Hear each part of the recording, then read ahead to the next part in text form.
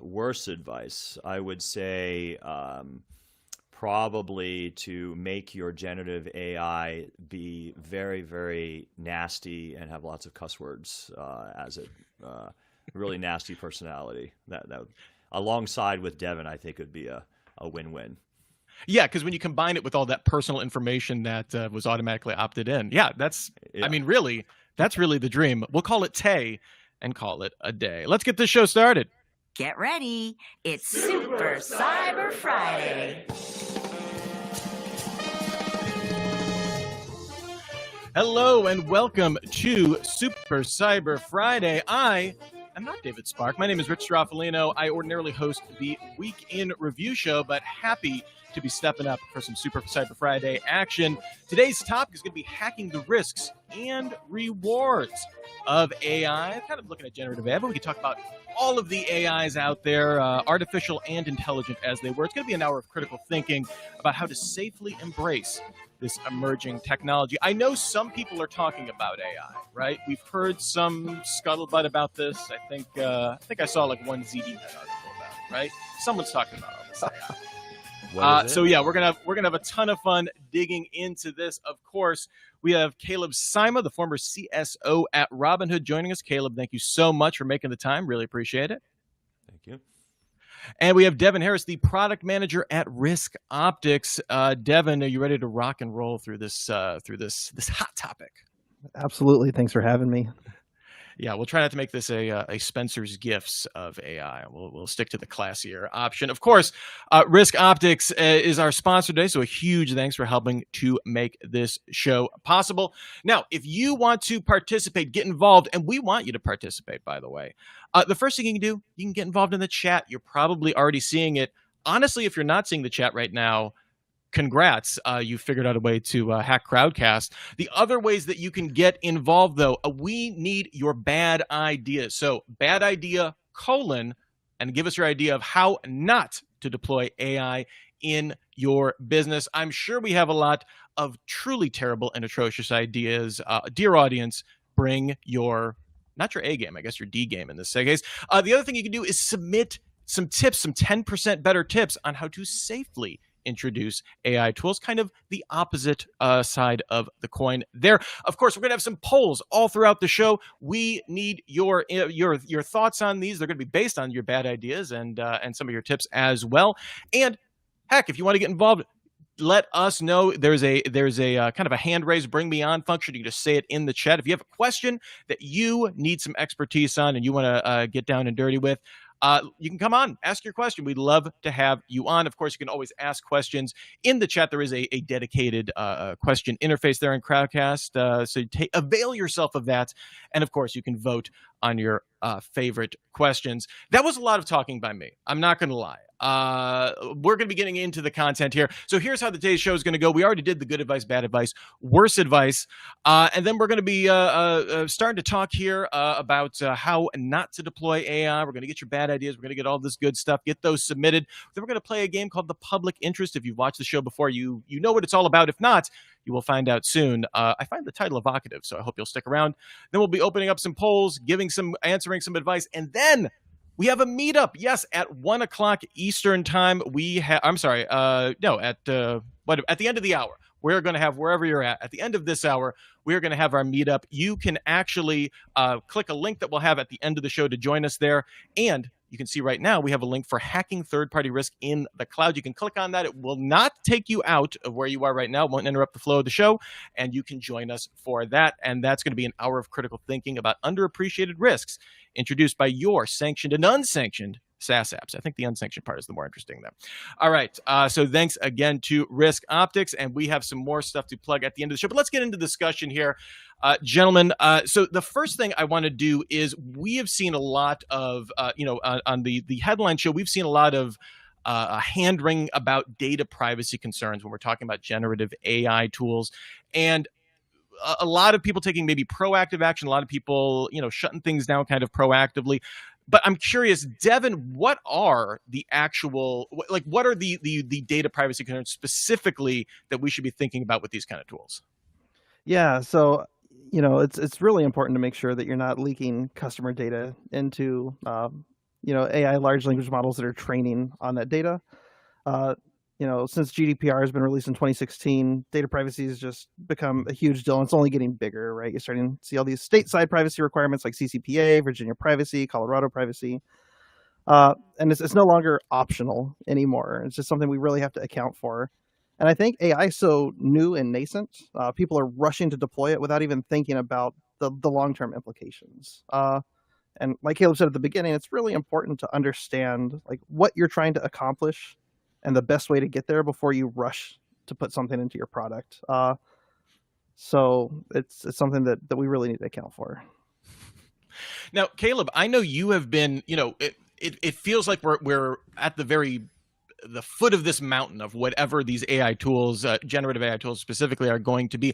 I know you've been doing a lot of kind of education about where these tools are out here, and I'm curious, can you give some advice, kind of tell everybody like how should we start to kind of educate ourselves on what is clearly seems to have a lot of industry force behind it? As I went through sort of this process, I called it, I think I started this in May. I called it my machine learning May was my, like, hey, how do I learn about this? And I just started, and I have a little bit of a system about how to learn about new things. And the way that I started is, I think about the first thing I need to know is the foundations and the first principles of the technology, right? Mm-hmm. And so it's not like I need to become a data scientist or a data engineer. I just need to know how an engine runs. I don't need to be a mechanic as long as I just learn how it runs. And so the first phase, I always learn about the foundation, just how much can I learn about the way it works and how it works today. And then once you understand that, then you can really recognize the risks right away. You can say, oh, I understand why that's a risk or why that's not a risk when people are, if you know how the engine works. And then once I know that, then I think about the people, the controls, then you know the controls. Once you know the risks, then you know, hey, who manages and operates those controls, and finally the policies and governance around how you should create those controls. So that's sort of the levels of stacks that I go through in that process. Yeah, and I think that's one of the things that's a little frustrating with some of these AI systems is like to your engine metaphor, like I just need to see the cross section of the engine. I need to know kind of, what this piston is doing or something like that. I don't even know how to fix it. I don't even know how to build it myself. And I feel like sometimes it can feel like we're talking into a black box. I know theoretically we can know at a high level, kind of, take away some of the mysticism right behind a lot of these systems. But I feel like every organization, every kind of professional is trying to ask these kind of questions. Devin, at like Risk Optics, obviously everyone's trying to look how can these fit into products? How can these fit into workflows? How can these fit into solutions? I guess, what are the conversations as an organization that you're having around these? Yeah, absolutely. So, obviously everybody who produces a tech product right now is looking at what their AI strategy is. And it's really important to understand, like, how are we going to use AI to achieve an outcome? Ultimately, anything you're putting in your product has to produce some type of outcome that is beneficial for your customer. And I've seen people try to throw chatbots in places where chatbots don't belong because large language models are the things right now. So, our product is very heavily focused on governance, risk, and compliance. So, how can we use AI and machine learning to help people understand those leading trends and indicators they have, and aggregating like disparate data points, has been a very interesting conversation. Also, explain making it like sure a that 5-year-old. That's explain it like a 5-year-old. Oh, now I get governance. Absolutely. Yeah, and also trying to make sure that we're accounting for that data privacy, right? Because in our space, there's gonna be a lot of people who are gonna have that strong reaction of like, I don't want AI touching my data, without knowing every single thing that it does. So striking that right balance of being able to add new tooling to the platform while increasing trust and reducing the risk for the end user. Yeah, and we are getting a ton of bad ideas. Everyone is bringing their the very bottom of the barrel here when it comes to bad ideas here. Bad idea, ask GPT about what it thinks about the Terminator movies. I mean, I'd be interested in its film criticism. I think that certainly sounds like a good idea. Yeah, actually. when I would love to know about the impact of James Cameron on the franchise. Please. Actually, maybe a bad idea is asking ChatGPT to create a better Terminator. How would it create Terminator? I would start with coherent plot. and rules about how time travel works. But that's just me. We've got some other great ones here. Thank you so much, John, for submitting that one. We've got some other ones hey, we have one from Manuel Sosa here, using ChatGPT to write client-side code. We've seen a lot of coding applications. I'm sure a lot of people are chomping at the bit for that one. One of the other things, though, I think that we are seeing, and by the way, keep those bad ideas coming. We need some tips, though. Also, give us some tips about how we can actually, deploy this better. How can we do better? We need the tips. Bad ideas are fun. Keep those coming. And if you have any questions about what we are talking about, or just questions you have about AI, submit them in the chat. Submit them in the questions panel. We will get to them, and we will get those into the discussion here. One of the other things that I have been thinking about, though, a lot, though, is, again, there's this kind of land rush mentality of, we have these, the tech giants are all rushing to get out their foundational models. A lot of startup capital is going out there as well. We have companies that are, maybe rushing to say, hey, we've productized this. I guess everyone wants to not miss this opportunity, right? Devin, I'm curious, how are you thinking about maybe the risk of not utilizing AI? You don't want to be the last person, right, to start using Lotus 1, 2, 3, right? Is how I always think of it, right? If we want to go really old school, right? But like, how do we frame the risk of maybe not utilizing AI? Is there any, is there a reason, I guess, to feel a fire under our feet here? I think so. I've been in tech for a while, and I haven't seen anything really as hyped up credibly as AI is, or as demonized as AI is. I remember whenever the whole Web3 thing hit, and everybody's like, "Oh, buy all your NFTs. This is going to be the future." And now NFTs are effectively worthless, and everybody's going to be working in a headset forever. So I've seen a lot of hype, but I haven't seen people actually rushing to implement the way we are with AI. Mm-hmm. And for me, and my personal experience, I very much like Caleb had kind of like a machine learning May type thing, where I was like, I better figure out what's going on here. It's been around since November. Let's really poke in and play. There's a lot to be learned very quickly when you get in and start playing, right? Because that's, to me, all learning is play. And missing out on those early days of play and experimentation can really cost you in the long term. Yeah, this kind of idea of, I guess, making it reflexive, right? I feel like anyone that was past a certain age, like maybe when the internet became much more accessible, right, was kind of in that same spot, right, as opposed to someone that was second nature to them. Obviously, we're still very much early days here. We've got a question in here from Dwayne Gran here. Is there a meaningful difference between machine learning and artificial intelligence in terms of security operations? Yep. Caleb, do you want to take that? Yeah. So, one thing as part of the process, I think, in learning is understanding the terms. So, one thing I learned in my process is, when do I say AI versus when do I say machine learning? And what's the difference between the two? So the one thing I learned is that actually AI is a goal that you try to achieve. So there's artificial narrow intelligence, ANI, artificial general intelligence, AGI, and artificial superintelligence. And you can think of this as, we're trying to hit AGI, but we're actually in artificial narrow intelligence.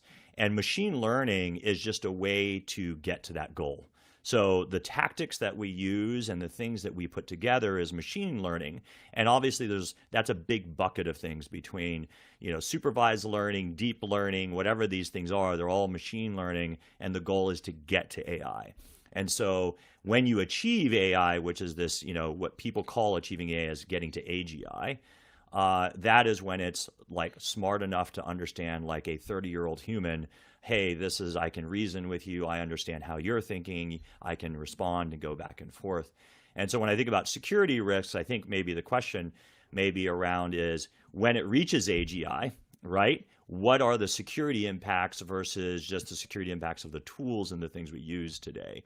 And so, one thing I'll probably point out is, I think the tools that we use today in machine learning are very restrictive or narrow in some of their purpose, right? Like people are largely using LLMs today to rewrite things or create new stories or generate better reports or interact with people. And so your security impacts are narrowed to the sort of use cases at which it's being used. However, once you reach AGI, all of a sudden it becomes a reasoner, it becomes someone who can think and understand. So then what you start doing is that you start giving autonomy. You start allowing it to make decisions, execute actions, manage and operate things. So like all of a sudden, I think the security impacts become much, much bigger with much bigger impacts there because you're literally handing this thing and saying, I trust you to make the right decisions and to execute on those decisions. I think those are very, very different worlds. Does the point where we're at, I guess, with whatever we want to call the machine learning tools, the algorithms, the things that we are using to call AI, right? Are they at a level though where I guess what you are describing seems so beyond, I guess, where we are at right now? Can we start building the frameworks based? Oh, okay, all right. I think we're getting closer, and it's fast, okay, and it's moving fast.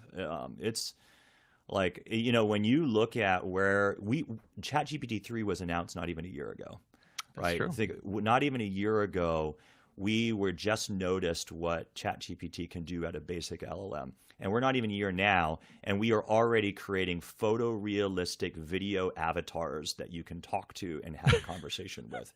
That's fair. You can record yourself for 15 seconds, and there are companies that will create an entire photorealistic, like a Google Hangout Zoom call, where you can talk to it. I mean, that's how fast, and we are not even a year in. And so when you start thinking about, like, a lot of people think, hey, AGI, we haven't reached it yet. You know, we're not quite there. But some people say we are in AGI. The difference is how old it is. Like, for example, today, if you talk to an LLM, it's like a super, super smart 8-year-old, right? It's like it's like the Doogie Howser. You remember Doogie Howser back in the day, the TV show? Yeah, it's like the 8-year-old who graduated from college, who's this brilliant PhD genius, but yet still has the capabilities or logic of like an 8-year-old. So you can tell it what to do if you talk stern enough to it, right? And so, but as it gets older, which if we are on the same path, 2 years, 3 years, 4 years from now, if we continue this acceleration rate, the world is completely different. All right. Well, we have some more comments or some more questions coming in. Jeff and Nafa, we will be getting to your questions in just a minute, but it is time to play our first game for today. It's a little something we like to call the public interest. Do you know what others are thinking? On the public interest. All right, here is how the public interest is going to work. We have a series of terms here.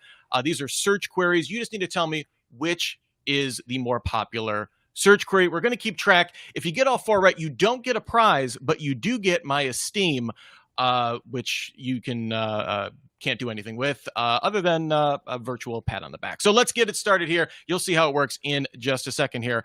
Our first one, most average monthly search queries. These are just general search queries. They're not specific to any kind of vertical here. So we have deep learning and neural network. Which one, Caleb, which one do you think got the most queries here? Taylor Swift. Well, if it was Taylor Swift and Travis Kelce, yes, I would agree with you 1,000%. But A or B, what are we talking about here? A. All right. And Devin, you going to follow along, or are you going to try and split the vote here? No, I'm going to say deep learning. All right, so we have consensus. Let's see if the search queries bear that out. Yes, indeed, tight race though. But deep learning, so everybody is 1 for 1. Let's keep it rolling here. Next up here, chatbot and virtual assistant. We've seen both these terms. Some of them more annoying than others. What are we thinking? Chatbot, 100% chatbot. I'm going D. Okay, so we're splitting it here. We're splitting it. All right, let's see. Devin had chatbot. Let's see where we're at. Oh, yes. Caleb remains perfect, 2 for 2, and I mean not even close. It was a smattering here. So let's keep it going. Let's see if Caleb can go 3 for 3 here. All right, most average monthly search queries, Turing test, singularity. What are we talking about here? I'll go singularity. Singularity.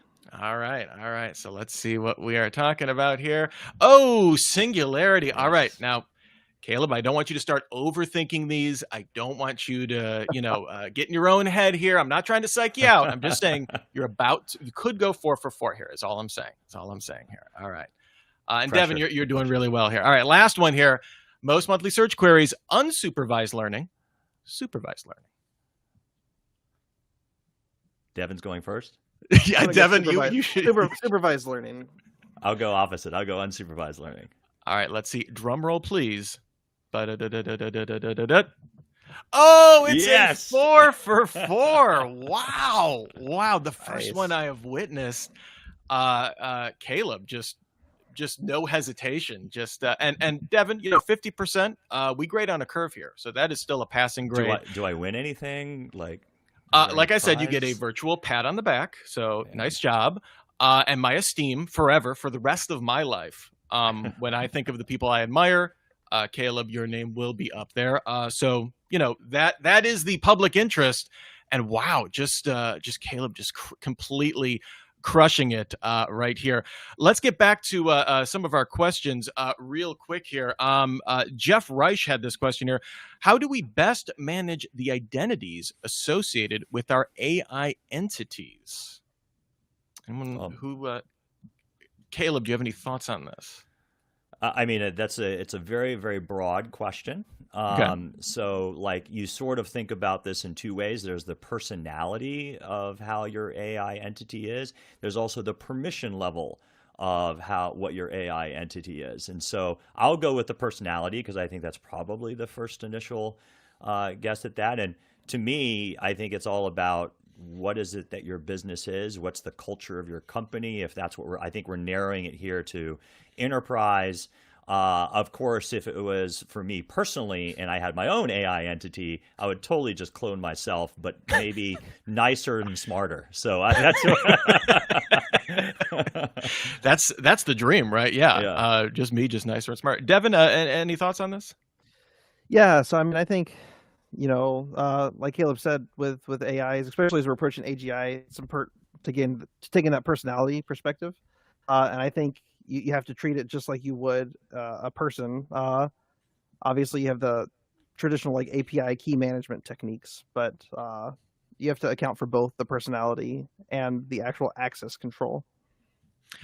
All right, and we had another question here from Nafa Hadu. He says, what do you think that next stage of this boom is for us that we'll be able to apply? From a security and personnel perspective, should we be training staff on understanding deepfakes or something like that, or looking at like filters for AI? Like, is that where we're headed, or is that kind of, I guess, maybe just something that we're thinking about right now? Devin? Yeah, so I think one of the biggest things for us in general, right, and in the security industry for AI, is going to be making sense of like the vast sea of data, right? Summarization and being able to quickly get to high points, being able to parse a ton of data and extract key elements. And so, yes, I think it's very important to train your staff on AI. Maybe not so much deepfakes. I mean, I think it is important depending on which line of work you're in. If you're doing trust investigations, deepfakes might be important. But I do think some general awareness around AI is going to be extremely important. And I think the first place we're going to see it hit across the security industry as a whole is like security training and awareness and parsing event logs for data and trends over time. And we've had this conversation. I mean, security awareness is obviously its own topic here. And it feels like obviously the consensus is, hey, this is not something that we should be doing once a year for a compliance reason. This should be continual. This should be contextual, that kind of stuff. And I feel like that's even more imperative with AI as quickly as it's moving, to be like, all right, we cannot expect our staff to stay up on top of everything, which is why we need, kind of just in time, for lack of a better term, training for a lot of this stuff. I mean, Caleb, kind of to your point about how fast this stuff is moving, right? Yeah, it's difficult to say. Like, you can learn about deep learning, you can learn about fundamentals, you can learn how LLMs work. I think it's I think it's good. It's a good thing to always kind of understand at least the basics, right? Like, again, going back to my analogy is I'm not a mechanic, but at least I need to know how to put gas into a car, right? And to go. And like, Mhm. these are some things that I think are basic fundamentals.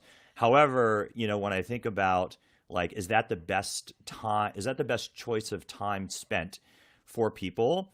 It's going to be difficult because actually, when you look at data scientists, many of them don't even know why it's as smart as it is, right? So, like, do you really need to know enough? Or I would focus them, frankly, on prompt engineering, because at least today, and that will probably change, by the way, but it's about the input that you feed in, and changing a prompt can make drastic differences in way an LLM works or the output you get versus it doesn't. And so really understanding how to do that. In fact, I kind of have a little bit of a joke where, if an LLM is like an eighth grader, right, today, if you look at it, like I actually think like third grade, fifth grade teachers are probably phenomenal prompt engineers because you know exactly what to tell a 5-year-old or an 8-year-old or a 10-year-old. You need to do this, don't do this, do this, make sure you do this. Like they're very good at that. I think there's a new career choice there. Yeah. Well, okay. So in this, there's a little bit of a conversation happening in the chat here. I'm curious about careers. Nafa was bringing up in the chat about will we effectively have new careers in AI psychology? And David Cross was kind of going and saying, hey, will there be a master's degree? Yeah. I mean, is that something that is that how we want to maybe frame it? Does that make sense to you? Yeah. So for me, I hear that question and it makes me think like psychology assisted by AI, or you're getting inside the head of the AI and trying to diagnose where it's going, right? Either one of those could be possible. I do firmly believe that AI really, you have to think of it like another human, right? I mean, look at things like prompt injection, and like that is literally like social engineering. And when it comes to psychology, it really does beg a question of 5 years from now, 10 years from now, is the way you interact with computers being able to instruct it in a way that makes the most sense and to be able to get the output that you want. I do think that there is a lot of merit in thinking that psychology, especially here, is starting to have a good base. Like, let me give you a good example. I think at DEF CON this past year at Black Hat, they did the AI Hacking Village. And I believe someone had just told me the person who was like number 2 was actually a writer at a magazine or a newspaper, and that they were the ones who were able to go through the prompt injection and get the second ranking. So like, it has nothing to do with coding skills. It has to say, how can I word things? How can I convince you of things in the right way? Well, and that has to be from a security perspective, right? I mean, that is as we just saw, like with the MGM stuff, and as we're seeing kind of a rise of like, hey, phone-based social engineering. Like this is some of the hardest stuff to kind of deal with. Although when we have that context in mind, I do think that it speaks to how we can whether it's red teaming or pen testing or whatever that may be, like. That being its own set of tools, right? Of being like, okay, we need to, we need to hammer on some prompt injections here, and I'm interested to see what the next generation of tools, because we're already seeing this with like ChatGPT and DALL-E 3, right? Where you tell it to make a prompt, and then it actually generates like a more detailed prompt to kind of give you some more options. So I'm wondering when we'll see the first like AI pen testing tool that's like, all right, write me some prompt injections to get around, my access policies or something like that. They've got some of those that are out. Oh, okay. Yeah. I am not surprised given how quickly this space has kind of iterated on so quickly. We've got another question here. What do you think of the risks of AI enabled phishing scams? Kind of going on with the social engineering here, but we've definitely seen already kind of more personalized phishing stuff or phishing attacks based on this kind of stuff. Yeah, absolutely. Devin? I mean, we're already seeing a ton of phishing activity from at least assisted by AI, right? And I think it's going to get more personalized, more targeted. I think the effectiveness rate of phishing is going to skyrocket in the short term. until we can come up with some countermeasures for both the increase in sophistication and the quickly changing tactics because of AI assisted phishing. It's Yeah, Caleb? Yeah, I was going to say, it's interesting because, when you think of phishing, the phenomenal crazy thing is, phishers have had the ability to write great emails for forever. Like, it's not like they can't write emails without misspellings and sounding idiotic, right?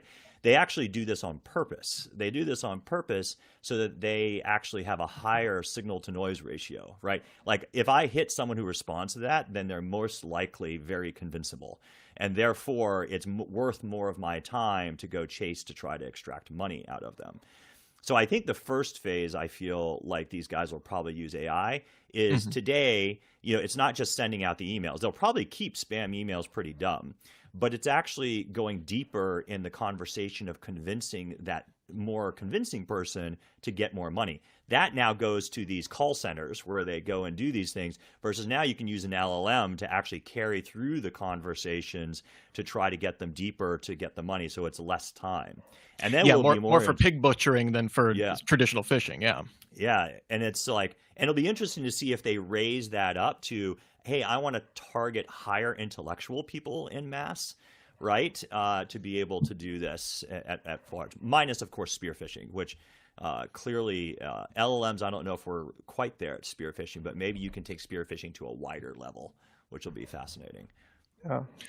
All right. Well, before we move on, I have to let you know it's your time to have your voice be heard. We have all of your bad ideas. We have felt the despair at how much bad ideas could possibly be out there around AI, but they are in our poll and you can vote for them right now. So click on the polls. Be sure you are voting for them. Those are going to inform later on in the show for the Department of Yes. So be sure to vote those up. Vote for your favorites. Democracy in action. Then we have another poll also that if you would like that we definitely want to get your feedback on as well, that if you would like to get to have a warm handoff to Risk Optics, maybe learn a little bit more about what they are doing, we have a poll in there. You can opt into that and have some more information. So be sure to head over to the polls. Lots of chances for your voices to be heard. Back to the questions here. Again, we're having some really great questions here. Next up here, what do you think the risks for identity fraud based on your digital footprint? And it gives the example, an LLM AGI is trained on someone's digital footprint and used in fraudulent activities. This is again from Nafa. Nafa, thank you for all the great submissions here. Devin, I'm curious, what do you think about this? So, yeah, I guess in this case, what I'm imagining is training an LLM to behave the way somebody else would behave in the hopes that it can bypass like fraud detection mechanisms. I don't think we're quite there yet, but I do see that being a very valid attack vector as we get more sophisticated LLMs. Yeah, it's really a fascinating thing to now think about the data that we freely post online and given about both ourselves, our personalities, or our families. That data is now ammunition against you and can be used as ammunition against you, not in a targeted way, right? Like one of the things that I think most people used to think of is, okay, if I were going to attack Rich, I would listen, watch, look at all of his things, put together a dossier, like try to spearfish Rich and go and like attack him and his family as much as possible. And that means it requires someone really like dedicated to go do that. And Rich is like, hey, like I'm not some target of like some third, site in the cyber nation. Like that's not going to happen. However, with LLMs, I think it can allow you to do those things at scale with you just being a number now. And so it can go and just gather all that data, automatically create dossiers, automatically know where your family is, and then be able to generate those ways of being able to target you in completely automated fashions. And I think like that world becomes pretty scary because that data is there. Well, and I also think there's so much more ways to ingest that because to your point, yeah, you can scrape my Facebook profile or my Twitter account or my X account, whatever we're calling it these days. for information, but also increasingly, like, you can throw an image and get a caption out of it, right? So it's not even just that. It's, you can do a transcript of this show, and then all of a sudden you have this. You have generate a caption. It's like, oh, Rich was wearing a Star Wars shirt, so he likes that. I can use that, as another data point there. And I think that to me is the interesting thing. It's changing. Not just the scale of I think text has kind of been the first wave of where LLMs became the most obvious, but it allows also for just like unprecedented, kind of unconsidered ingest, at least from whatever I consider to be possible. To your point, like Rich, going back on you, like consider taking OSINT techniques and applying those to images now, where you can feed it an image of you standing at a picnic, and it can automatically identify the geographic location, where you were, and what you were doing, time of day, possibly even what year, right? Like all of those things can then just be everything a human can do from an OSINT perspective actually is very, very capable of being automated by LLMs. Mm-hmm. So now all of a sudden I can go through all of those photos and determine where you were at what time, when, what you were doing, all without having to actually look. Who you were with. Exactly. Yeah, that's right. Yeah.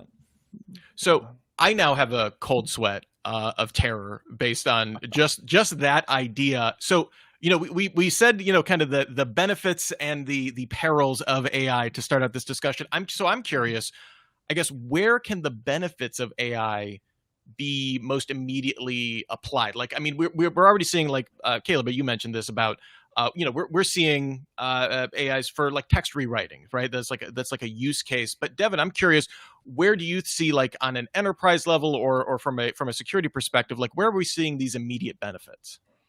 Yeah, so for me, the things immediately that come to mind are like automated threat detection, right? Analyzing all these signals and noise, and saying like, hey, I think might have a threat here. Give it to a human to investigate, right? Helping with incident response, keeping notes for what happened, making that whole after actions report easier. I think vendor management is going to be helped a lot by an AI, right? Like vendor management to me is fundamentally broken. I'm tired of people sending 2,000 questionnaires and asking for a SOC 2 report and cyber insurance, and nobody in their right mind is reading that for every single vendor they have. But with AI, you can quickly parse through that and figure out what the high points are and things to focus in on. And like on a personal level, that I think also applies to enterprise, AI through large language models can be extremely helpful for like brainstorming and thinking through ideas, right? Just conversationally.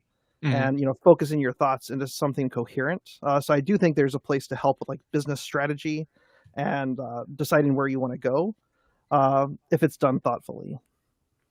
All right, and remember, we have our 10% better poll up right now. So if you have if you want to vote on some of those tips, make sure you head over to the polls and vote on that. Get those in. Keep your questions coming too. We definitely want to make sure we're not leaving anything out there. We've got some great chat going right here.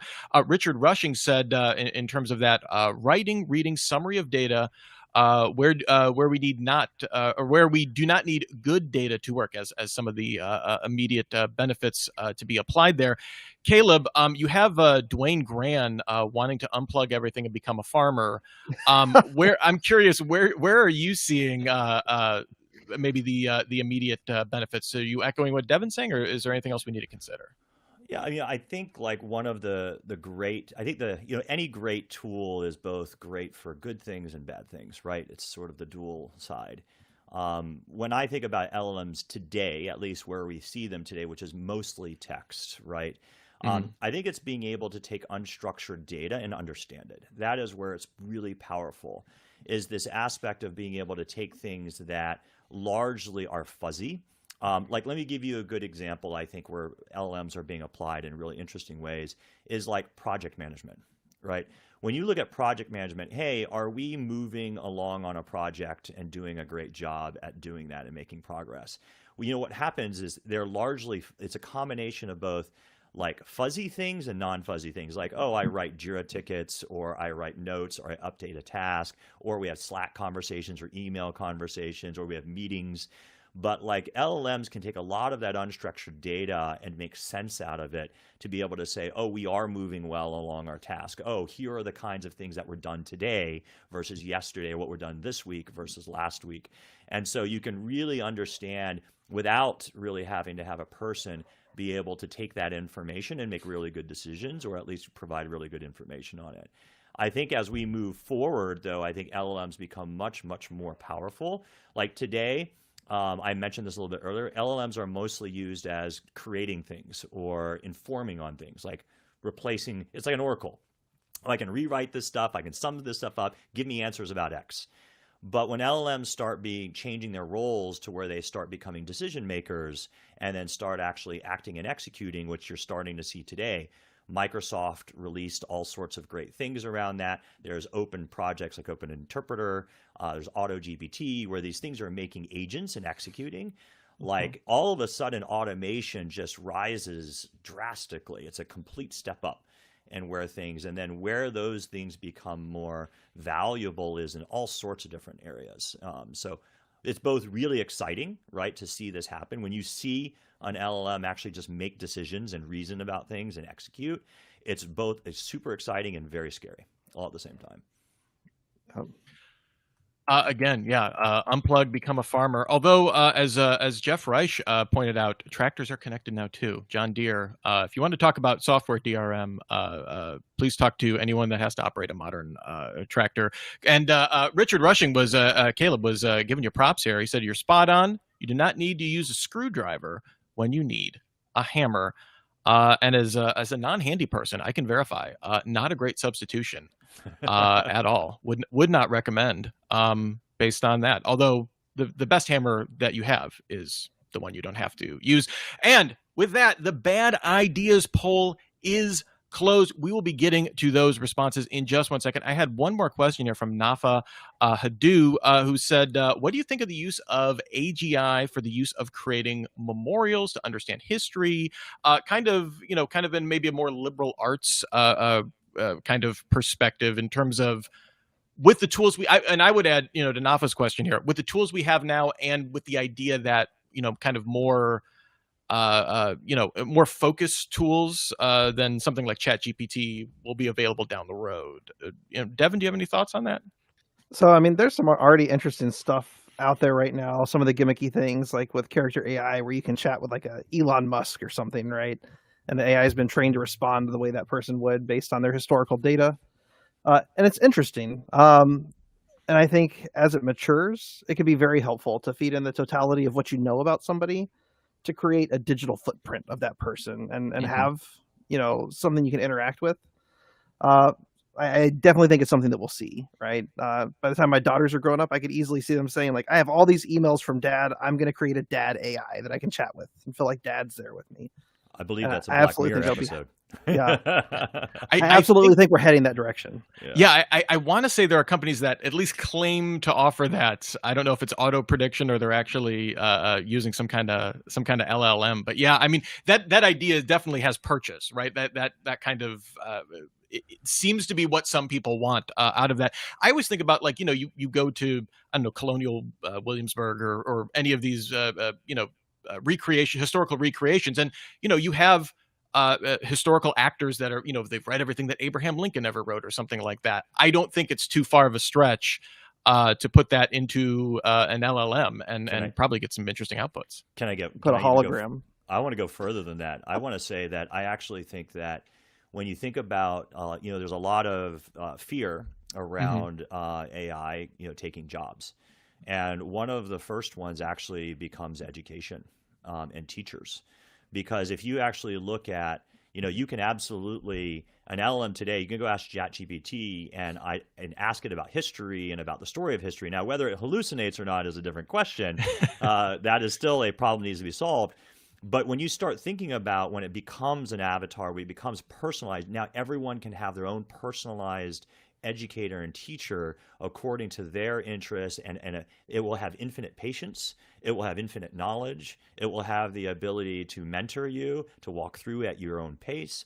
Like, this does become pretty interesting. So it's not just about history and memorials, but like just how do you educate the future kids and how do you learn more? Education and being a teacher is definitely one of the ones that this thing is very primed for. Yeah, and I think about how much just education has changed just in my life in terms of like, growing up, I didn't have YouTube to go to like learn skills and stuff like that. So the joke is like, oh, I don't need to go to college because I can just watch like YouTube videos and acquire any skill that I want. But I feel like it would definitely be incumbent on education to be like, we need to look at this as a resource to be like, okay, you're interested in this. We can have a level of a not inconsiderable level of expertise for specifically what you are looking for to engage with you. And obviously there would, when you're talking about an educational situation, there need to be some guardrails and all sorts of stuff around there. I'm not saying completely unsupervised, but I definitely, I like that idea, Caleb. That's some good stuff. Jeff And my Rice says, wife- I didn't even have a calculator. Yes. Hey, listen, don't bash the slide rule. Okay, Jeff, I don't want to hear any slide rule bashing. Abacus, Jeff. Yeah. Everyone at least had theoretical access to one of those, right? All right. Well, we need to get to our polls really quick. Before we get to the bad idea poll, remember, you can sign up for our poll to get a handoff to Risk Optics, learn a little bit more about what they are doing. So make sure, if you are interested in that, submit to that poll, and we will initiate that process for you. Thanks again to Risk Optics. So in our bad ideas poll, again, truly some tremendously bad ideas here. Our top vote getter, we did not get a plurality of the vote. We will not go to a runoff, but because that we don't have any written constitution or bylaws here on Super Cyber Friday.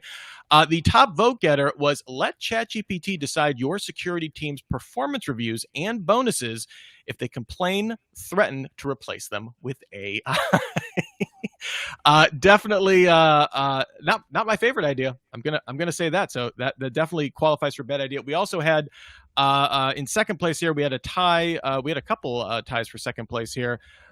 We had, let me just see here, disregard AI as a passing fad and ignore it in your security policies.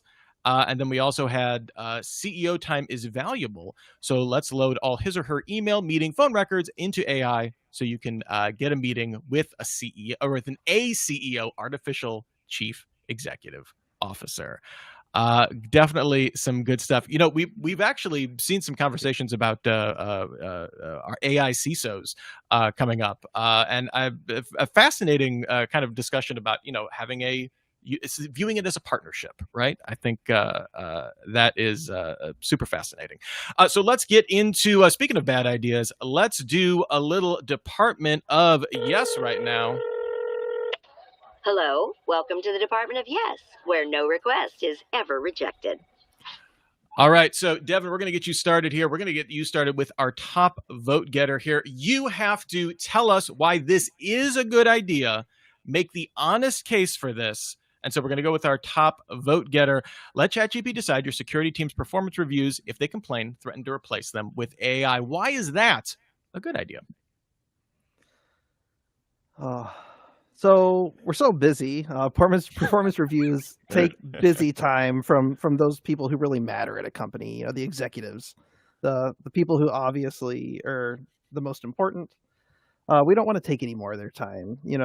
We've made it clear by our business objectives what needs to be done, so everybody should be able to understand those. We'll just explain those business objectives to a smart LLM, and then let our masses be at the mercy of whether or not they met those objectives in the use of the LLM. And if they haven't, then obviously they are not smart enough to remain employed at our company, and we will replace them with something much more efficient that does not complain.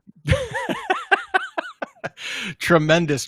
All right, Caleb, we're going to get you going here. All right. This was another one that was tied for second. We had a bunch that were tied for second here. So I'm going to give you one that you haven't heard. I can't do the performance review one. I wanted to do that one. All right. No. I'll give you the CEO. I'll give you the artificial chief executive officer one. They're valuable. So load up all their email, meetings, and phone records into AI so you can get a meeting with that artificial intelligence CEO. Why is that a good idea?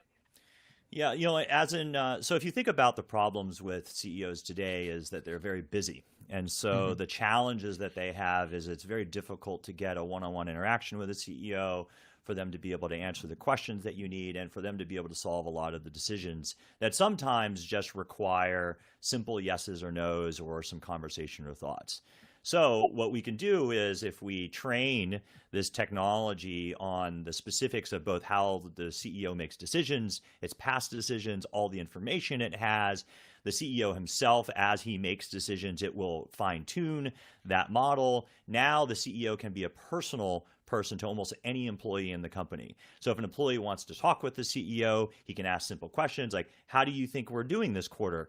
And that bot, that CEO bot, will have up-to-date information about the company and where it's at, and also how the CEO would respond to an individual based on where they are. Whether the CFO asks them that question or whether it's an engineer that asks them that question, you can say, hey, we're doing really good here, but these are the challenges that we need to go solve. And here are the problems that I'm dealing with today. Can you help me solve those?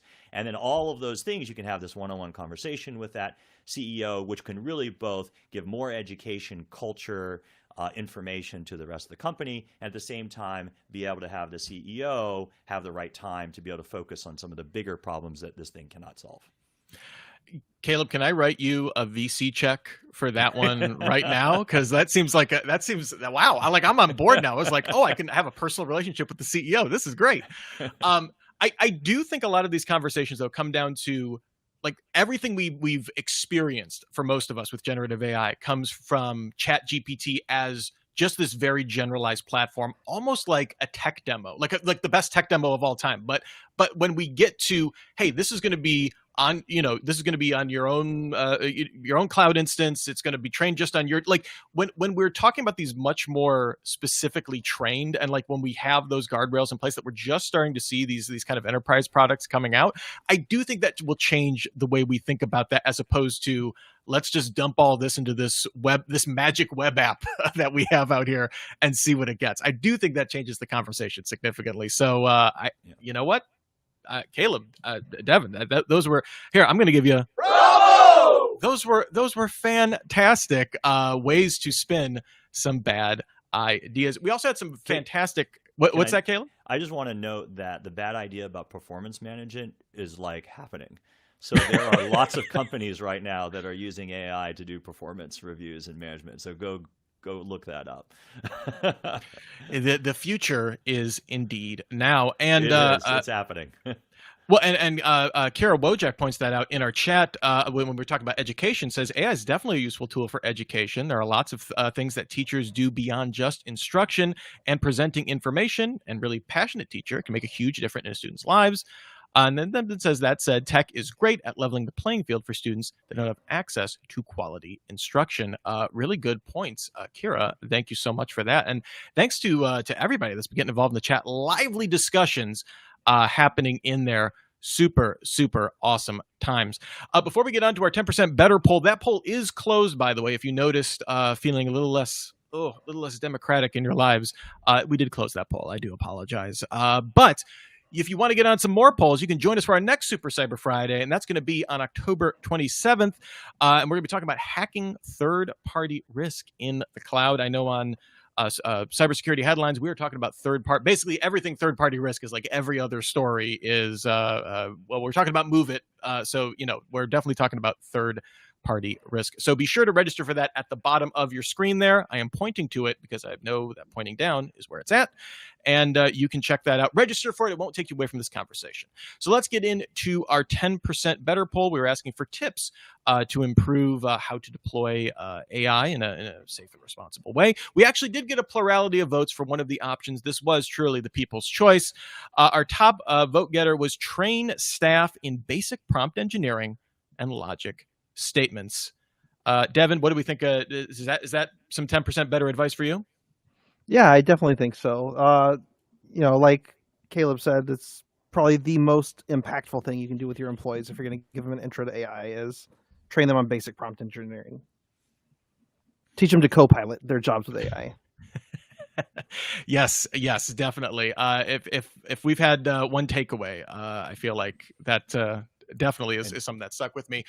Some of the other ones that we got here, and if that was yours, please let us know in the chat. We'll give you some props for that one. So thank you for that tip. Our second place vote getter, 26% of the vote, 53% for the top vote getter. So thank you for that. At 26%, we had define your use cases first before adopting AI. Caleb, I think that's what you led off with at the start of the show, right? Yeah. So, obviously I agree. And then in third place, we had encourage use of AI in controlled enclaves and use internal and external crowdsourcing to find the best uses. Now that that seems like a decent way to come up with some POCs, right, Devin?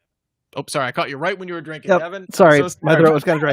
No, absolutely. Great way to come up with some POCs. Like I said, one of my favorite ways to use AI personally is in brainstorming, whether it be, personal or in school. It's really great to throw what sticks to the wall, see how it works out, and then go down different trains of thought. Absolutely.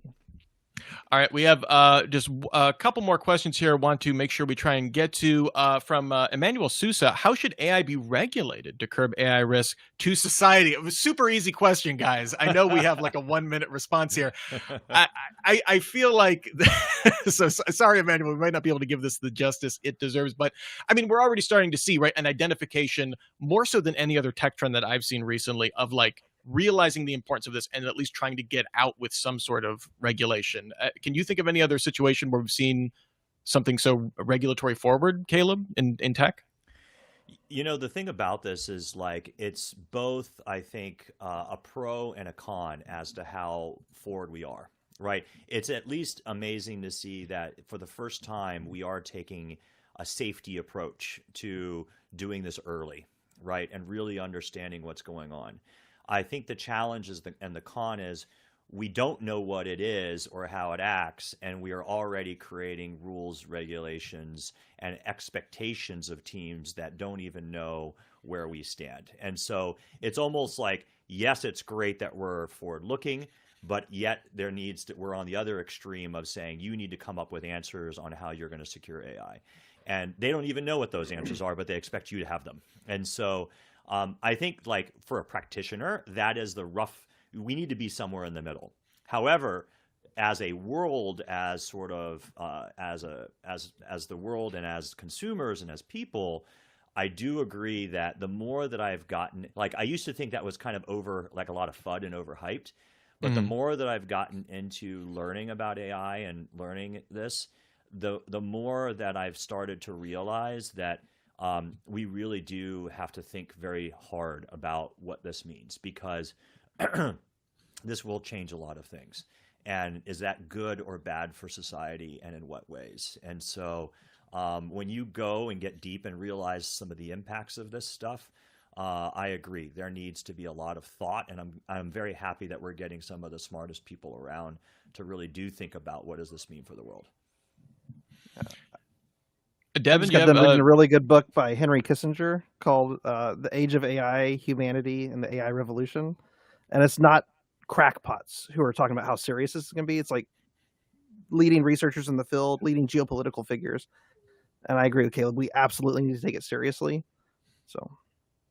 Well, yeah, and like I said, at least in Caleb, to your point, we may not know exactly where this is going, but a recognition that this is a giant moment in in tech and in humanity potentially. So definitely some good stuff here.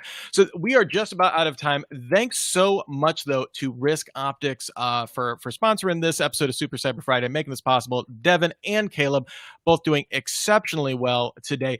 Remember, we have our next Super Cyber Friday coming up on the 27th, so in 2 weeks, talking about hacking third-party risk in the cloud. We have the registration up for that over at CISOseries.com. Just click on our events page to register for that. You can join us. All of this fun stuff will be happening there as well. And then also in about 90 minutes, in fact, I think almost precisely 90 minutes, 3:30 p.m. Eastern, you got to tune in for the Cybersecurity Headlines Week in Review show. I'm going to be there. We're going to have Martin Kolju on there, the VP of Security at ClickHouse. We're going to be talking for about 20 minutes about the 8 biggest stories of the week and getting some CISO and some expert commentary on those. I will be hosting that as well. So if you were amused by my chicanery, you may also be amused by me as well. And remember, you can stick around for our meetup. We're going to be having a meetup. You can talk with Caleb. You can talk with Devin. Our link is down below. I am pointing to it. It says join our meetup. We are not trying to confuse you here. It'll take you there. It's a really cool platform. And David Spark will be there as well. So if you are missing him, you can at least talk to him during our meetup. Fun times will be had. So make sure you click on that to join us. I think, though, that's just about going to do it for us. Remember that if you do want to sponsor Super Cyber Friday, shoot David an email, david@csoseries.com. That's just about it for the show. We're going to be taking out here, but gentlemen, thank you so much for being on the show today. Really appreciate it. Thanks for having us. All right, let's take us out. Aaron, let's press that button.